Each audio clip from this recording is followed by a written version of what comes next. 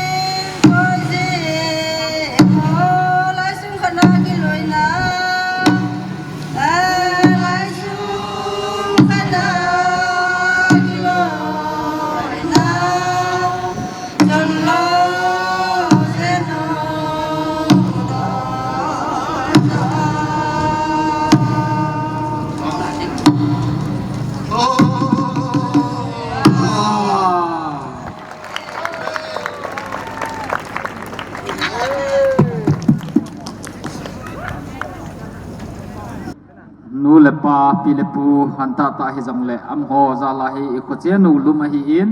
mo jong stage sunga kaldawa phula pala hi chi jubli adi mo monga la ani phu hin achung chi wa ki pa thu i sevin am ho ahong kum tha tha le welcome address ai nei pi diu pa robot thang pau chairman district headquarter aman apha le hong la pi pe pe le parliament